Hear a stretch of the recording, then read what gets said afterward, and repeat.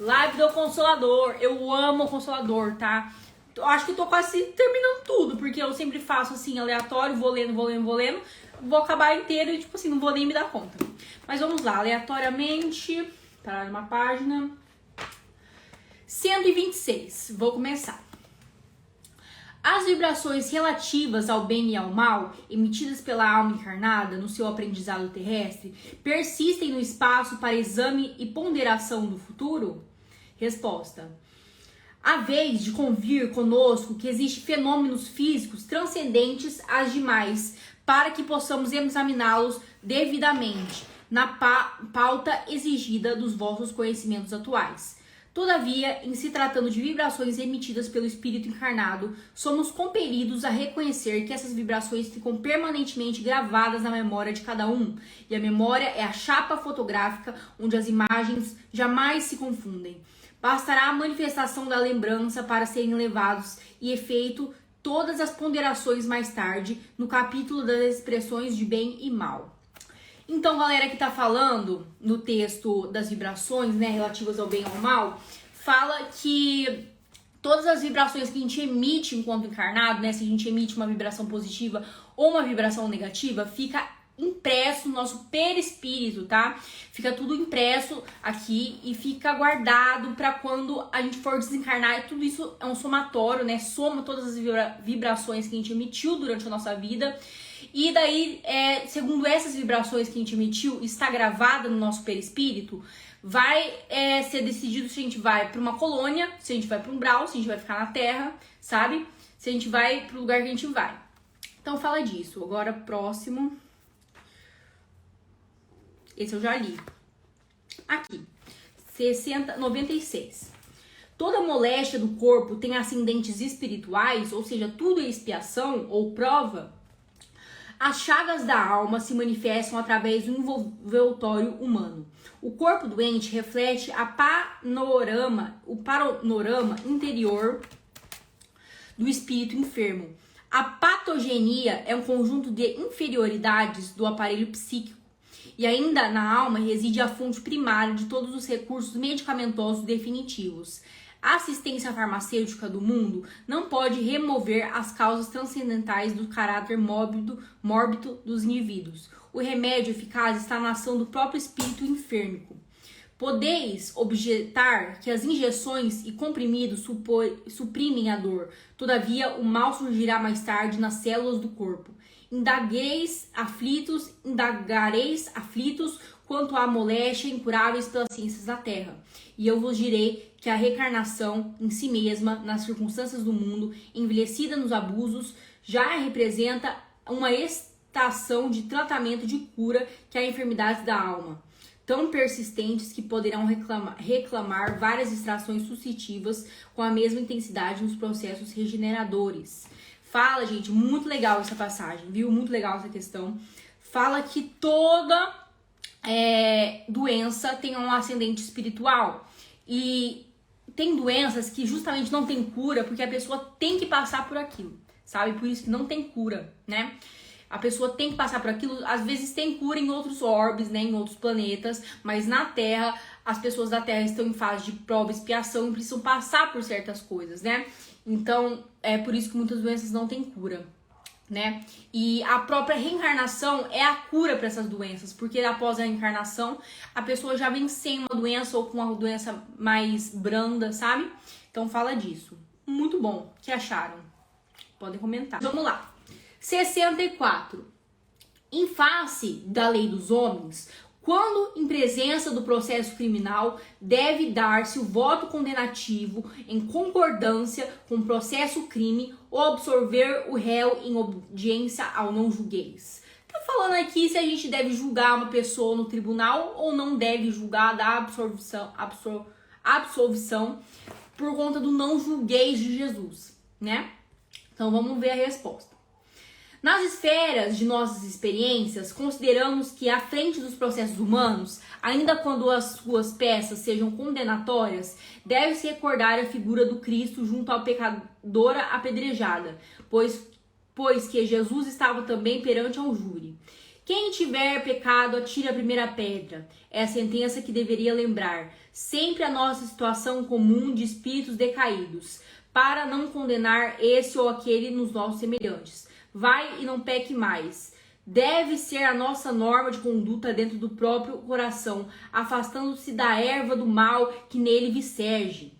Nos processos públicos, a autoridade judiciária, como peça integrante da máquina do Estado, no desempenho de suas funções especializadas, deve saber onde se encontra o recurso conveniente para o corretivo ou para a redução do organismo social.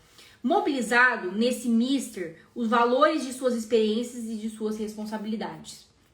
Individualmente, porém, busquemos aprender que se podemos julgar alguma coisa, julguemo-nos sempre em primeiro lugar, como o irmão mais próximo daquele que se atribuiu um crime ou falta a fim de que estarmos acordes com aquele que é a luz dos nossos corações. Nessas horas comuns da existência, procuramos a luz evangélica para analisar o erro e a verdade, discernir o bem e o mal. Todavia, um instante nos julgamentos definitivos, erguemos os processos a Deus, que antes de nós saberá sempre o melhor caminho da regeneração dos seus filhos transviados. Gente, muito interessante, muito interessante. O que vocês acharam? Aqui fala que sim, o juiz tem que julgar alguém que cometeu um crime dentro das leis, né?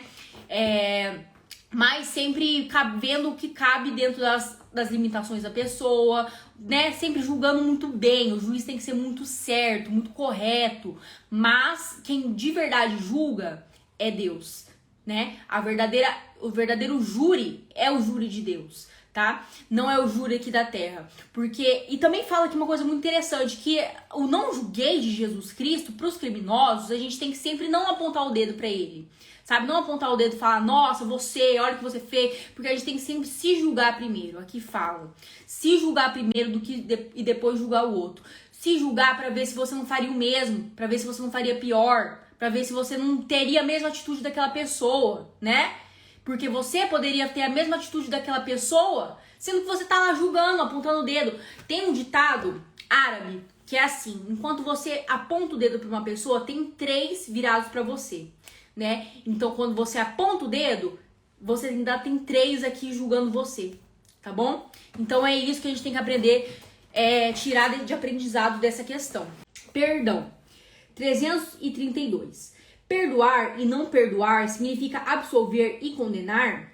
Nas mais expressivas lições de Jesus, não existem propriamente as condenações implícitas ao sofrimento eterno, como quiseram os inventores de um inferno mitológico.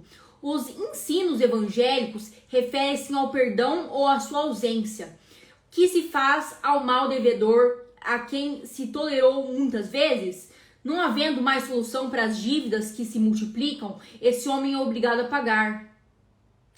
É o que se verifica com as suas almas humanas, cujo débito no Tribunal da Justiça Divina são resgatados nas reencarnações, de cujo currículo vicioso poderão afastar-se cedo ou tarde pelo esforço no trabalho e boa vontade no pagamento.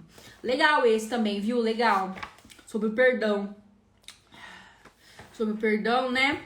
Fala que aqui, perdoar e não perdoar significa absolver e condenar. De novo falando da justiça divina, né? Que só a justiça divina pode julgar as pessoas que erraram. Mas a gente sempre tem que ter o dom de perdoar, né? Aí a Loreci.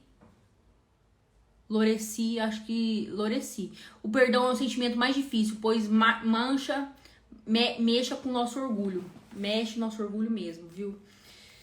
Realmente, o perdão é um sentimento, é um dom muito difícil da gente desenvolver. Esse aqui, o último, viu, gente? Prática. 372. Como devemos entender a sessão espírita? Resposta. A sessão espírita deve ser, em toda parte, uma cópia fiel do cenáculo fraterno, simples e humilde do Tiberíades, onde o evangelho do Senhor fodes refletido em espírito e verdade, sem qualquer convenção do mundo, de modo que, entrelaçados todos os pensamentos da mesma finalidade amorosa e sincera, pudesse a Assembleia constituir aquela reunião de 2 ou mais corações, em que o nome do Cristo, onde o esforço dos discípulos será sempre santificado pela presença do seu amor. Gente, que lindo esse!